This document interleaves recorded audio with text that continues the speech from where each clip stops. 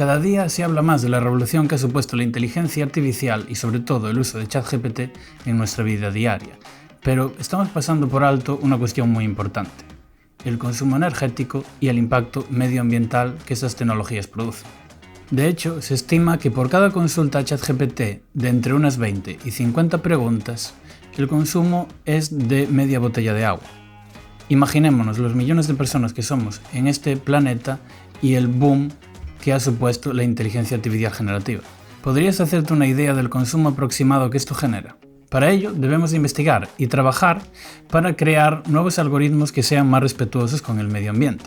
Así que hoy vamos a sacar conclusiones de este tema. ¿Cómo creamos algoritmos más verdes y sostenibles? Vamos allá. Esto es IA Tech Talks, el podcast de Bernatech, donde la inteligencia artificial del futuro se explica hoy. Dentro intro que comenzamos.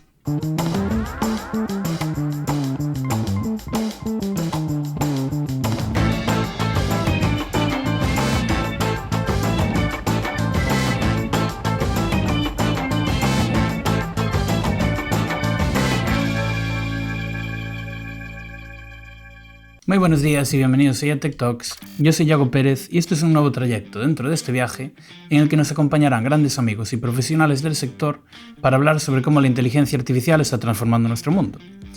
Pero lo haremos de forma práctica, desgranando todas las tecnologías que parecen que son del futuro, pero que en realidad ya están aquí. Si os gusta nuestro contenido, podéis suscribiros a nuestro canal de YouTube y a las principales plataformas de audio como Spotify, Podimo o Apple Podcast. El programa de hoy lo hemos titulado Inteligencia Artificial y Algoritmos Verdes, cómo combatir el cambio climático con la tecnología. ¿Qué vamos a ver en este programa? Vamos a ver una primera parte sobre el impacto real y medioambiental que provocan estas tecnologías y sobre todo la inteligencia artificial, y una segunda parte donde vamos a hablar de la IA verde o Green AI, cómo crear algoritmos más verdes y sostenibles. Pero para hablar de inteligencia artificial y de sostenibilidad no hay nadie mejor que nuestra invitada de hoy. Hoy nos acompaña Verónica Bolón, profesora en la Facultad de Informática de la Universidad de Da Coruña e investigadora en inteligencia artificial en el CSIC. Recientemente le han concedido el Premio Nacional de Investigación 2024 por su labor de investigación en aprendizaje automático en la rama de sostenibilidad.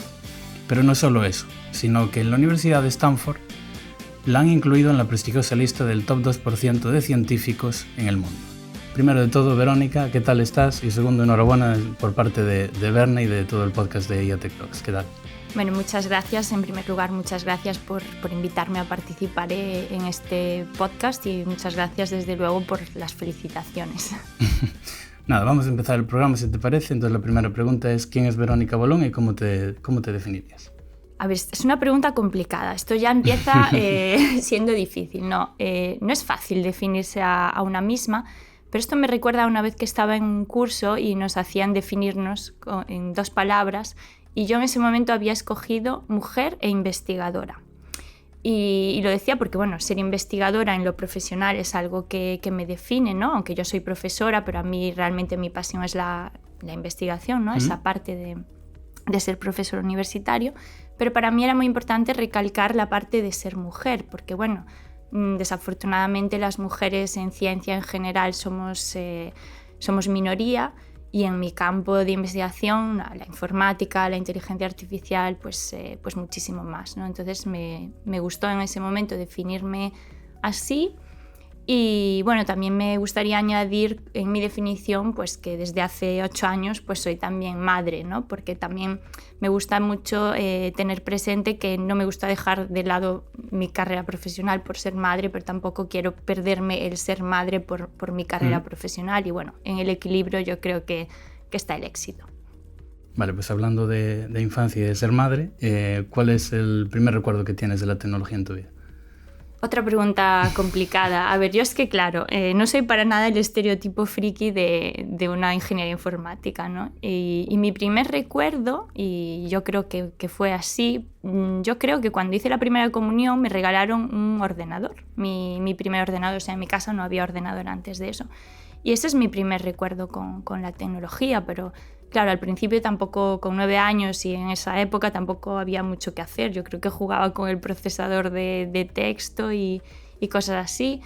Más adelante jugué algo a videojuegos, pero ya digo, yo no soy ese estereotipo de persona. Y bueno, en cualquier caso, siempre me sentí de alguna forma atraída a la tecnología. O sea, yo no tenía vocación por ser ingeniera informática, pero sí me gustaba la ingeniería, ¿no? Esa forma de resolver problemas, y cuando descubrí que en ingeniería informática lo que se hacía era resolver problemas a través de la tecnología, pues eso me pareció muy atractivo. Vale, pues vamos a empezar ya por el tema de la investigación, ¿no? Uh-huh. Entonces, ¿en qué áreas estáis haciendo esfuerzo ahora mismo dentro del CITIC? Bueno, más bien en mi grupo de investigación, porque el CITIC somos un montón de investigadores de distintas áreas, pero en mi grupo de investigación, pues desde hace ya unos años estamos un poco centrados en una inteligencia artificial más responsable, y dentro de este campo nos hemos centrado durante unos años en la explicabilidad, ¿no? Porque, bueno, la inteligencia artificial ahora la utilizamos mucho, pero a veces no es explicable, no se entiende por qué se toma una decisión. Entonces hemos trabajado en un proyecto donde, por ejemplo, si hacíamos una recomendación de qué restaurante te va a gustar, pues dábamos una explicación, ¿no? Te va a gustar por esto, no te va a gustar por lo otro. Y ya en los más recientemente, y dentro también de esta IA más responsable, nos empezamos a centrar en la eficiencia de los algoritmos, ¿no? En los algoritmos verdes, que, bueno, por spoiler, aunque vamos a hablar más de esto seguro, pues consiste en hacer que los algoritmos consuman menos energía o sean más eficientes desde el punto de vista computacional. Vale, otro de los proyectos en los que estás embarcada es la cátedra UDC Inditex en algoritmos verdes, ¿no? ¿Cómo surgió un poco esta iniciativa y qué objetivos queréis perseguir? Pues, a ver, esto surgió porque en yo creo que era 2022, todavía finales de 2022, el Ministerio de Transformación Digital, como se llamase en ese momento, porque ha cambiado, saca una convocatoria para cátedras entre universidad y empresa en distintos temas de inteligencia artificial, y uno de ellos era inteligencia artificial y algoritmos verdes. Como yo en ese momento tenía ya un proyecto de investigación que ya era sobre algoritmos verdes, pues bueno, a la universidad le pareció buena idea que siguiésemos con esa línea, y hicimos la propuesta, y bueno, cuando salió la resolución pues quedamos de segundos, que no está nada mal, creo que son 18 en total. Y estamos trabajando en esto con un equipo súper multidisciplinar, porque algunos somos ingenieros informáticos, pero tenemos matemáticos, lingüistas, gente de derecho, de sociología, de economía. O sea, como es natural hoy en día en la inteligencia artificial, pues un equipo bastante multidisciplinar. Y esta cátedra es bastante ambiciosa, es con la empresa Inditex y tiene 4 patas, ¿no? Tenemos una pata de investigación, vamos a investigar nuevos métodos que sean más sostenibles. Tenemos una pata de formación, porque vamos a crear títulos propios para formar a estudiantes en temas específicos de algoritmos verdes. Tenemos una pata de divulgación, organizamos charlas y eventos para dar a conocer este tema a la sociedad en general. Y también tenemos una pata de transferencia, de colaboraciones con empresas. Vale, pues seguimos con esa parte de proyectos, pero ahora con los premios, porque como decía en la introducción, recientemente te han concedido el Premio Nacional de Investigación en toda la rama de sostenibilidad, ahora la Universidad de Stanford. Entonces la pregunta es, ¿qué significan estos premios para ti? Pero sobre todo lo que decías ahora, de cómo visibilizar el papel de la mujer en la tecnología y en la ciencia. A ver, recibir estos reconocimientos es una fantasía, la verdad. O sea, yo el Premio Nacional es que no me lo creía. De verdad, ese día creí que estaba soñando. O sea, me parecía, bueno, el tope de mi carrera. ¿Cómo te enteraste? Pues te llama la ministra por teléfono, sí. Recibes una llamada del ministerio y te anuncia que has ganado y, bueno, te quedas así un poco en shock, ¿no? Ya te digo, yo pensaba que estaba soñando. Y, bueno, es obviamente un gran honor y, bueno, quería recalcar también que aunque los reconocimientos son individuales, al final la ciencia no se hace de forma individual, sino que es también un reconocimiento al equipo que trabaja contigo. Y yo estos reconocimientos los veo como una palmadita en la espalda, ¿no? En plan, pues sigue haciendo lo que estás haciendo porque lo estás haciendo bien. Y en cuanto a la visibilización, pues claro, por ejemplo, este año en los premios nacionales ha habido más premiadas mujeres que nunca antes. Y creo que es algo muy importante, porque los referentes son muy importantes. Al final, las niñas, los niños, si solo ven a hombres trabajando en informática, pues es algo del subconsciente. O sea, no.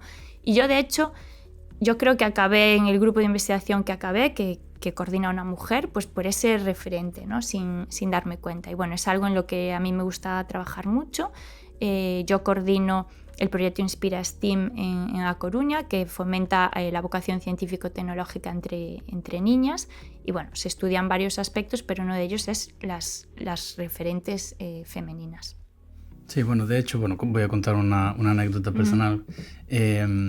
Yo tenía muchos amigos cuando empecé la carrera aquí en la Universidad de Coruña que estudiaban informática, evidentemente. Y claro, de aquella época pues podría ser 2012, 2013.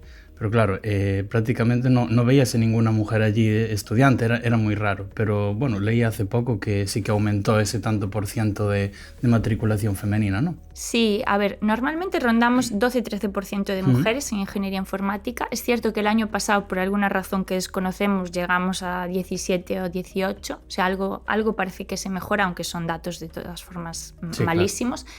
Y después también es cierto que ahora que tenemos otras titulaciones, como grado en inteligencia artificial y grado en ciencia e ingeniería de datos, pues estas dos titulaciones tienen más mujeres, tienen en torno al 30%. ¿Por qué? Por la nomenclatura, o sea, no es fácil encontrar una explicación. Y de hecho estas cifras de en torno al 12-13% en ingeniería informática no es algo único aquí en la UDC, sino que a nivel español y a nivel global son las cifras que se manejan. Yo tengo esperanza de que hoy en día, que se hacen un montón de iniciativas para mejorar esto, pues en algún momento veamos los frutos del esfuerzo y a ver, porque es una pena, porque las mujeres podemos ser ingenieras informáticas totalmente igual que los hombres, pero bueno, es la realidad que por ahora estamos viviendo. Por lo menos vemos una pequeña mejora. Hay esperanza. Esperemos que en el futuro vaya mejor. Vale, pues vamos a empezar ya con la primera sección del programa, que es el impacto medioambiental de la tecnología, sobre todo de la inteligencia artificial. Voy a leer 3 noticias y luego te pregunto a ver cuál es tu opinión. Para los que estáis en YouTube lo veis en la pantalla, pero los que estáis en Spotify, Apple Podcast o Podimo, os voy a leer, ¿vale? La primera noticia sería esta. Es una noticia del País y dice: la inteligencia artificial ya es un problema medioambiental. El consumo energético e hídrico de Google y Microsoft, principales desarrolladores de la IA generativa, así como sus emisiones de carbono, se disparan por segundo año consecutivo. Y más abajo dice: las últimas cifras disponibles de Google y Microsoft, los principales desarrolladores de esta tecnología, reflejan crecimientos abultados por segundo año consecutivo en 3 magnitudes clave. Por un lado, Google, responsable del modelo Gemini, acaba de reportar en su memoria medioambiental un crecimiento del 16,2% en el consumo energético de 2023 con respecto al 2022. Pero por otro lado, Microsoft, dueño de Copilot, que ha prestado sus infraestructuras a OpenAI para desarrollar todas las versiones de ChatGPT y también de DALL-E, el generador de imágenes, ha registrado un crecimiento del 28,7%, ¿vale? Esa sería la primera noticia. Hablábamos de versiones de ChatGPT, pues vamos con una noticia de ChatGPT, de la cadena SER, que dice: cada consulta de 20 a 50 preguntas a ChatGPT consume medio litro de agua. Microsoft ha consumido más de 700.000 litros de agua limpia en los servidores americanos que sirven para entrenar a ChatGPT, ¿vale? De hecho, aquí pone algún ejemplo más. Algún ejemplo de la energía que se come la inteligencia artificial. Como decíamos, una charla de 20 a 50 preguntas con ChatGPT equivale a una botella de agua, pero luego también dice: enfriar los servidores americanos de Microsoft supone más de 700.000 litros de agua y ese gasto solo es para entrenar a GPT-3. Y uno último que a mí me gustó, porque me gustan mucho los coches. Con los 700.000 litros de agua que consume GPT-3, se podrían fabricar 300 coches de la marca BMW y 320 Tesla. Y tengo una última, que esta también es del País, y dice: la inteligencia artificial multiplicará por 1000 la basura electrónica esta década. Aquí ya hablamos de gestión de residuos. Un estudio calcula que si no se toman medidas de reducción de residuos, los equipos que quedarán obsoletos en los centros de datos hasta 2030 provocarán un importante problema ambiental. Entonces, la pregunta que te quiero hacer yo es: ¿por qué crees que no somos realmente conscientes de todo el consumo que estamos generando? Porque claro, ChatGPT es algo que pegó el boom desde 2022 aproximadamente, pero claro, nosotros vemos una parte que no es real, ¿no? En cuanto a consumo. A ver, yo creo que que es que no es fácil darse cuenta, ¿no? Porque la tecnología no es algo tangible, no es como un frigorífico que tienes en tu casa, ¿no? Sino que es algo ahí que está como etéreo. Es como cuando la gente dice, tengo mis fotos en la nube, como si estuviesen por ahí flotando, ¿no? Están en algún sitio, ¿no? Y no estamos educados para pensar que las tecnologías pueden contaminar. O sea, yo misma... la primera vez que me di cuenta de que aquí había un problema fue en el año 2019, cuando leí un artículo que decía, bueno, comparaba un modelo de procesamiento del lenguaje natural que se utilizaba en ese momento previo a ChatGPT y decía que entrenar una vez ese modelo emitía tanto CO2 como 5 coches en su vida útil, ¿no? Entonces yo esa vez fue la primera vez que vi cómo cuantificado ese impacto y me quedé impresionada, claro, ¿no? Que en la vida útil de un coche, no en unos años concretos. No, en toda vida útil, ¿no? Y claro, yo sabía que a veces hacemos experimentos y se queda el ordenador ahí trabajando durante semanas o un mes, pero claro, no me daba cuenta de que al final ahí estás consumiendo mucha energía. De hecho, claro, sabemos que donde se hace eso se calienta, que hace falta aire acondicionado, pero no era consciente. Entonces, si yo no era consciente trabajando en el tema, ¿cómo va a ser la gente consciente de que cuando le da a un botón y llama a ChatGPT, ya no digo la contaminación que emite en ese tiempo de la consulta, sino todo el proceso que ha habido detrás? O sea, es normal que la gente no sea consciente si no se lo explicamos. Ya. Pero, ¿cómo podemos cuantificar realmente este consumo? Es decir, ¿qué variables tenemos que tener en cuenta? Pues, por ejemplo, para entrenar un modelo estilo GPT-4. Hay dos partes que nos ayudan a cuantificarlo, ¿no? Por una parte está ese tiempo de entrenamiento. ¿Qué es el entrenamiento? Pues cuando nosotros tenemos un modelo de inteligencia artificial, este tiene que aprender. Pongamos un ejemplo muy básico, pues un sistema que aprenda a distinguir entre perros y gatos. Pues este sistema va a estar durante un tiempo recibiendo muchas imágenes de perros y muchas de gatos y tiene que aprender a distinguir, ¿no? Esto se llama el entrenamiento. Una vez que lo hace con un rendimiento adecuado, pasaremos a la fase que se llama de inferencia. Vale, yo ahora tengo una nueva foto, se la doy al modelo y me dirá si es un perro o un gato. Entonces, tenemos por una parte ese coste energético del entrenamiento, que suele ser bastante alto, pero después también tenemos ese coste de utilización o inferencia, que claro, en algunos modelos más normalitos quizás nos podría preocupar más el entrenamiento, pero claro, en algo como ChatGPT, que se hacen tantas consultas al día. Yo de hecho leí hace poco un artículo que decía, hasta ahora nos hemos estado centrando mucho en el impacto de ChatGPT en la fase de entrenamiento, pues que ChatGPT en la fase de inferencia de consultas también tiene un impacto brutal. Entonces tenemos que cuantificar esas dos partes y hacerlo con exactitud es imposible, pero yo creo que al menos dar unas aproximaciones para que la gente sea consciente. Vale, hablabas ahora de rendimiento. Es decir, ¿podríamos reducir ese coste energético sin sacrificar el rendimiento? ¿O es un mal necesario? Yo creo que es posible en algunos casos. Yo, por ejemplo, en problemas muy de juguete con los que a veces investigamos, ¿no? Más ciencia básica y tal, pues somos capaces de reducir el consumo y no perder rendimiento. En sistemas más complejos, o sea, yo saber no lo sé, pero yo intuyo que sí que se puede. Y después yo también me planteo otra cosa, ¿no? Que también depende del problema que vayamos a resolver. Pues si yo estoy intentando desarrollar un sistema para predecir una enfermedad, para detectarla, bueno, pues utiliza todos los recursos que tengas a tu alcance, y si es un sistema que consume mucho, pues que consuma, ¿no? Porque estamos intentando resolver un problema muy importante.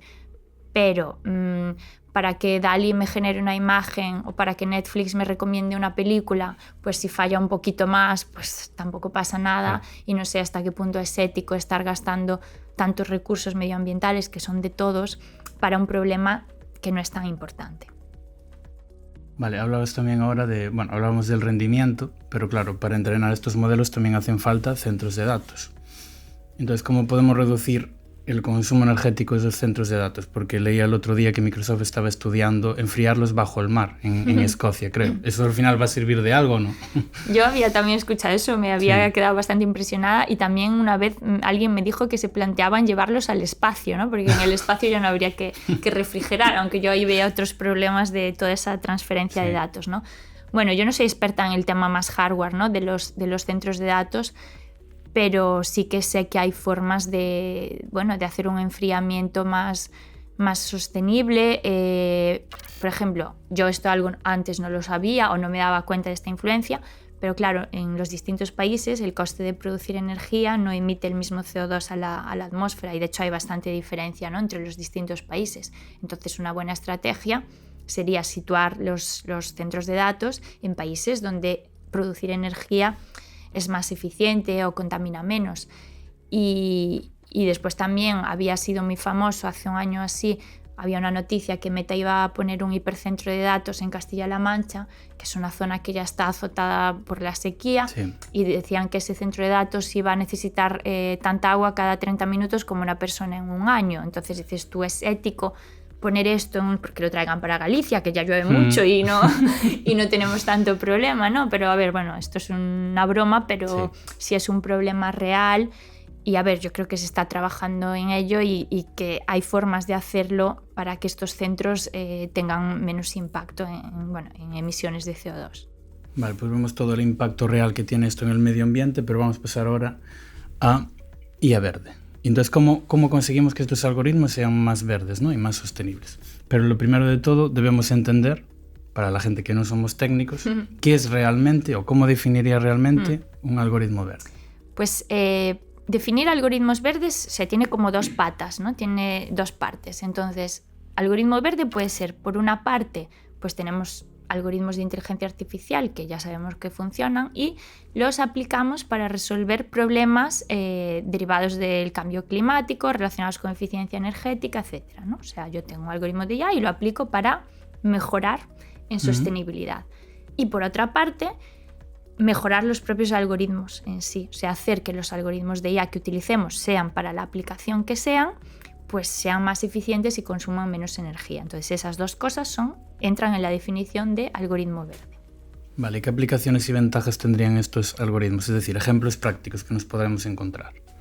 ¿Para qué podrían servir? Los que consumen menos servirían para reducir el consumo, ¿no? Ahí, por ejemplo, pues yo en un proyecto que tengo, pues somos capaces de, para unos métodos de IA específicos, pues en vez de trabajar con 64 bits que tiene un ordenador convencional, pues conseguimos los mismos resultados utilizando solo 16 bits, y esto al final pues implica que consumen menos energía y después se podrían aplicar a cualquier cosa.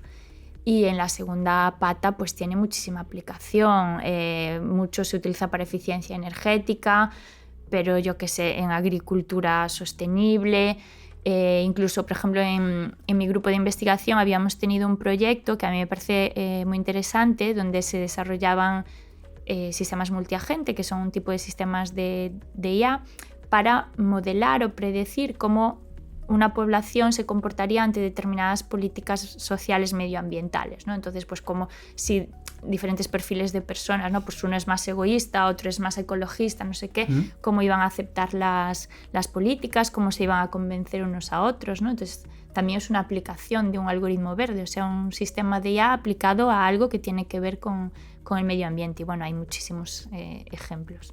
Hablabas ahora de eficiencia energética, entonces otro ejemplo de esto podrían ser las Smart Cities.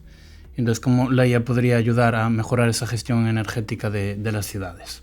Pues bueno, realmente la IA es una herramienta, ¿no?, que siempre que tengamos datos nos va a ayudar. Entonces, en estas Smart Cities, si contamos con tener un montón de sensores que estén recogiendo datos, pues nos podría ayudar de muchas formas, ¿no? Por ejemplo, para movilidad sostenible y reducir el tráfico y la contaminación, producir energía donde más se necesita, optimizar las rutas de transporte, ¿no?, tanto público como privado, para reducir el tiempo de viaje y esas emisiones asociadas en los propios edificios, ¿no?, un uso de sensores para ajustar la producción de energía y ajustarla en base a la ocupación o al uso que se prevé. Bueno, son los casos de uso que normalmente hay para aplicar ya a Smart Cities. Sí, de hecho, otro caso de uso que leí una noticia también el otro día relacionado con Smart Cities podría ser la gestión de residuos, ¿no?, y detección de vertidos al medio ambiente. ¿Cómo la IA podría ayudar a optimizar todo este consumo que al final es Es de la sociedad, ¿no? La gestión de residuos es un problema bastante importante. Sí, bueno, al final es siempre como la misma idea aplicada a diferentes problemas, pero si podemos tener muchos sensores en los contenedores, pues se podría optimizar toda la parte de recogida de basuras.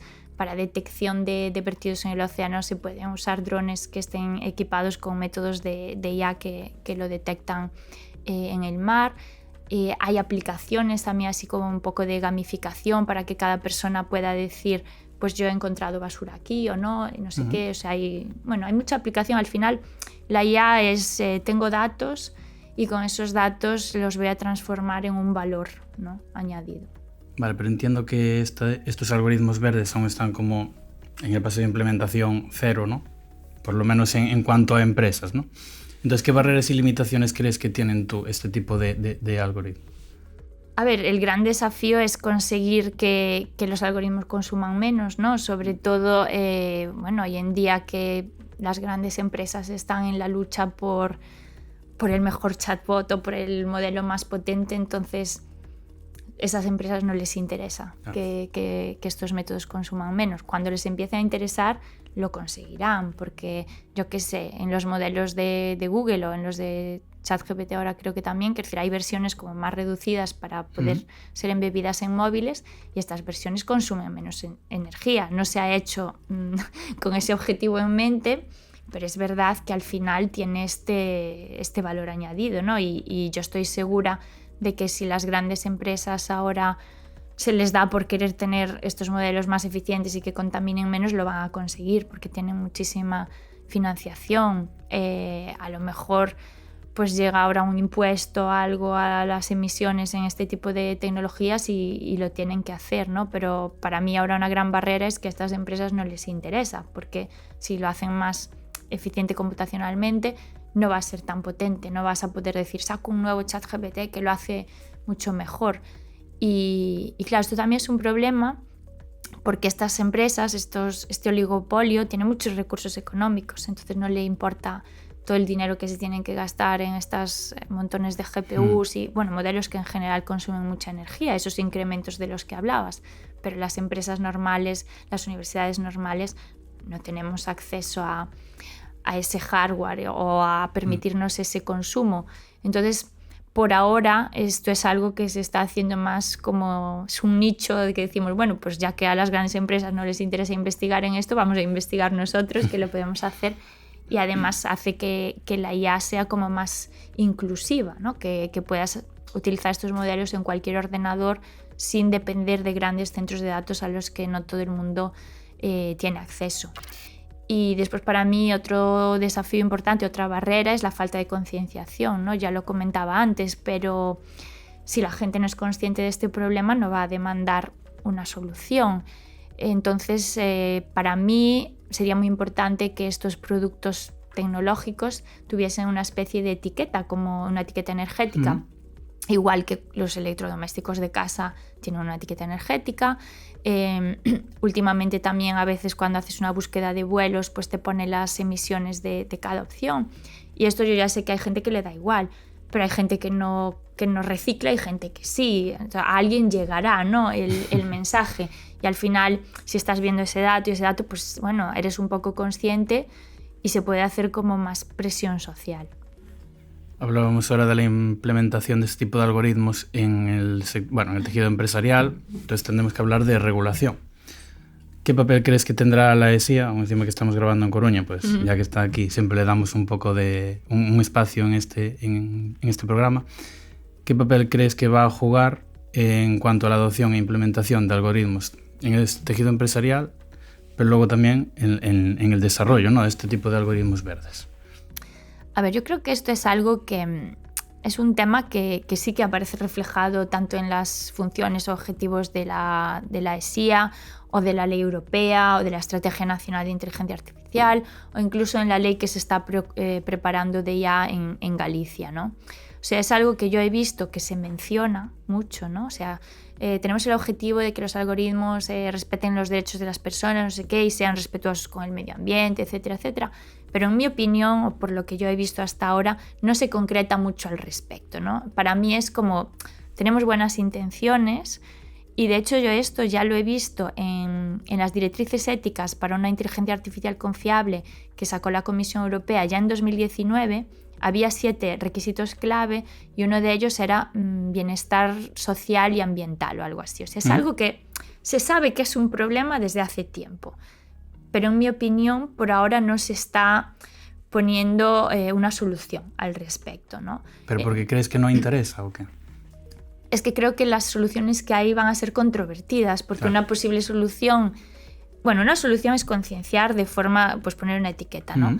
Pero una solución que sería más controvertida es poner un impuesto, por ejemplo, una penalización o incluso una prohibición. En plan, a partir de aquí no se pueden permitir estas emisiones de CO2. Entonces, claro, es complicado porque además una restricción de este tipo frena un poco la innovación. Si hubiese una restricción de este tipo, a lo mejor no teníamos ChatGPT.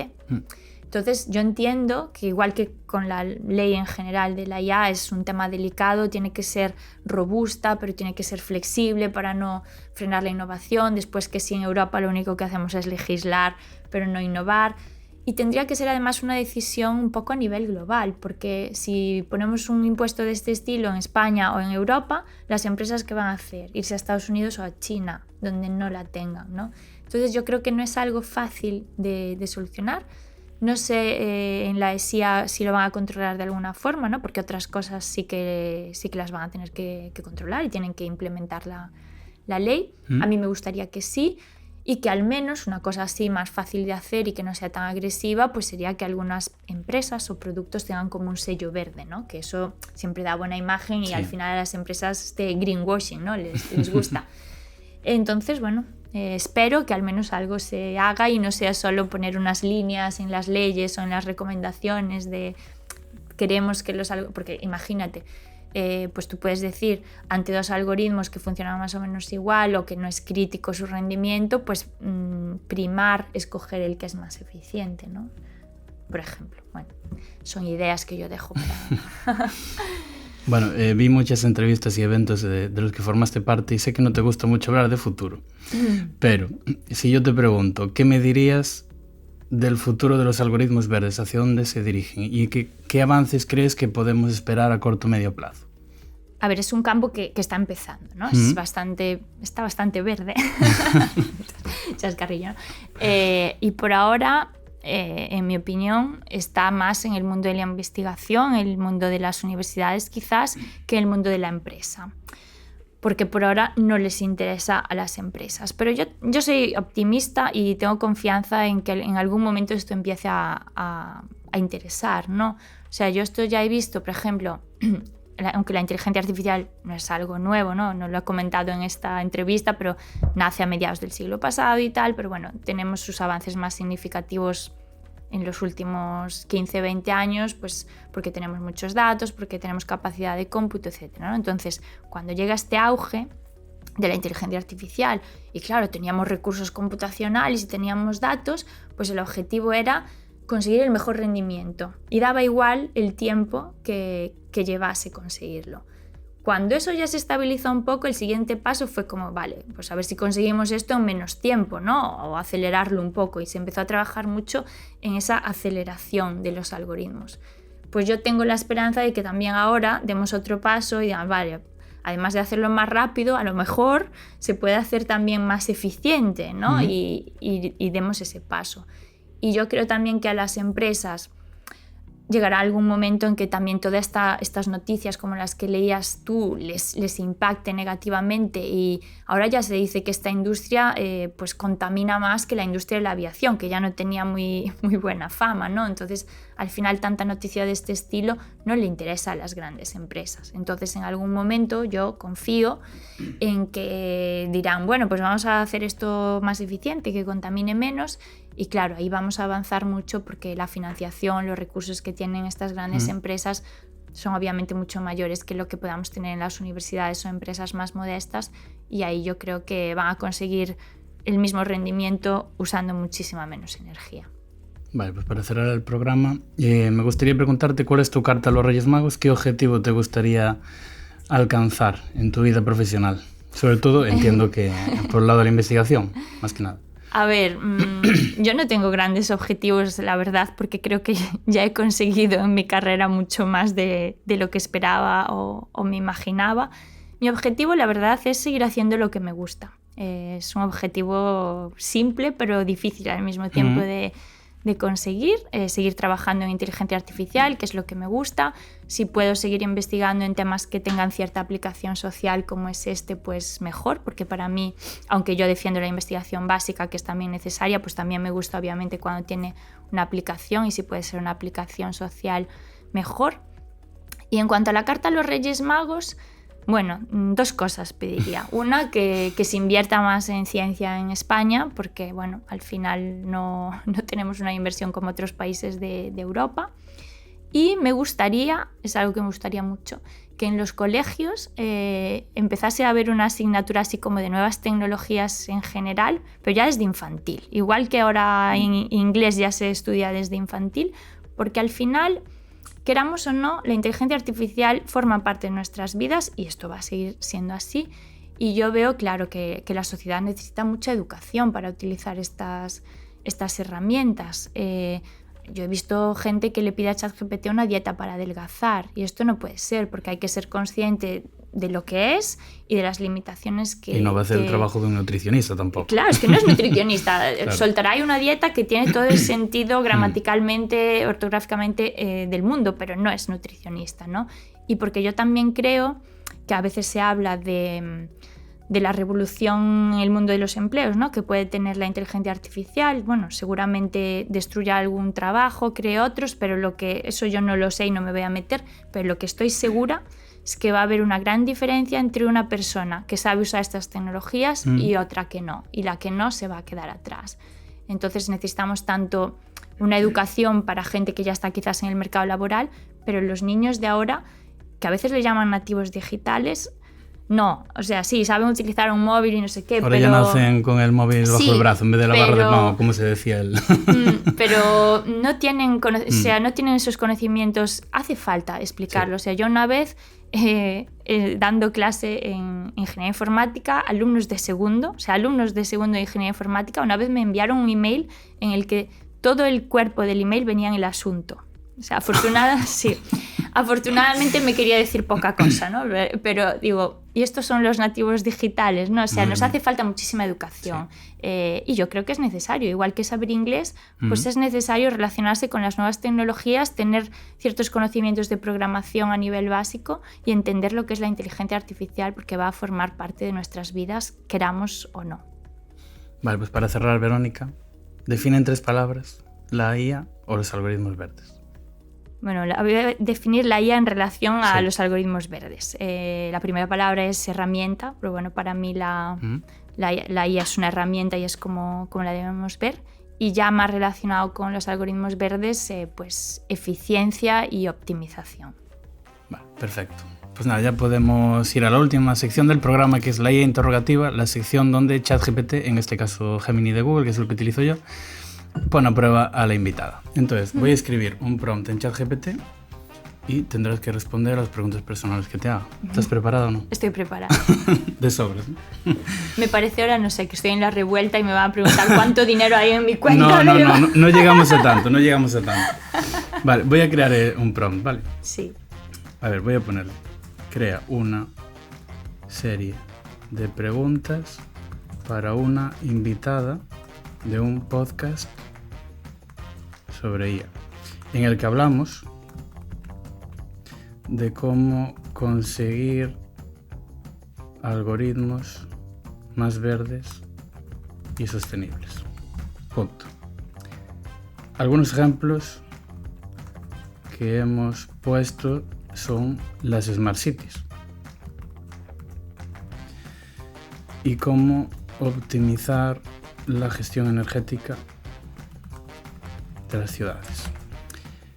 Ella es natural de Carballo, a Coruña, así que podrías relacionar estos 2 temas para crear una pregunta más personal. Vale. A ver qué dice. Vale, a ver, tengo aquí dos. Venga, dos. La primera pone, raíces gallegas. ¿Cómo crees que tu origen en Carballo, un entorno natural y rural, ha influido en tu interés por la sostenibilidad y la inteligencia artificial? Es la pregunta más difícil del programa. No, era peor definirme. Voy a decepcionar ahí con esta pregunta, pero no creo que mi origen rural haya influido, porque yo además pues soy una persona, digamos, más de ciudad que de campo. Sí.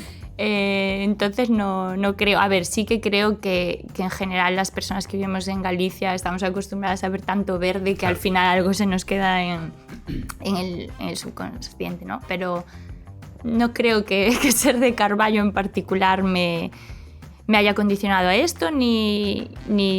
A ver, yo esto, ya digo, para mí fue una sorpresa cuando leí ese artículo en 2019 y yo de hecho estaba ya trabajando en esto de conseguir adaptar los métodos para que utilizasen menos bits. Pero yo en ese momento nunca había pensado en la sostenibilidad, sino que mi objetivo era, vale, pues si tengo un dispositivo tan pequeñito como un pendiente inteligente que no va a tener 64 bits porque es imposible, puede funcionar.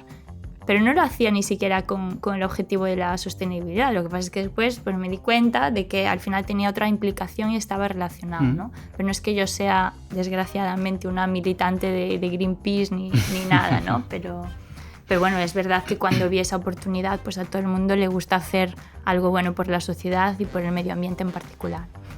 Vale, perfecto. Pues vamos con la segunda. Impacto local. ¿Qué tipo de iniciativas locales o regionales crees que podrían impulsar el desarrollo de algoritmos verdes en Galicia?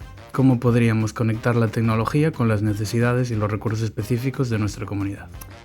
Pues mira, se podrían hacer proyectos de ciencia ciudadana, ¿no? Que por si no sabéis lo que es, porque yo antes tampoco lo sabía, son proyectos que involucran a la ciudadanía para recoger datos de alguna forma que después se puedan utilizar en investigación. Pues por ejemplo, que la gente pueda medir su consumo, ¿no? Imagínate que fuese posible, pues que instalamos algo en el móvil y que nos mida cuánto consumo de ChatGPT tiene cada persona. Vale. Y después eso lo recogeríamos todo y lo analizaríamos y tal. Entonces, este tipo de iniciativas yo creo que harían que la gente estuviese más implicada y fuese consciente.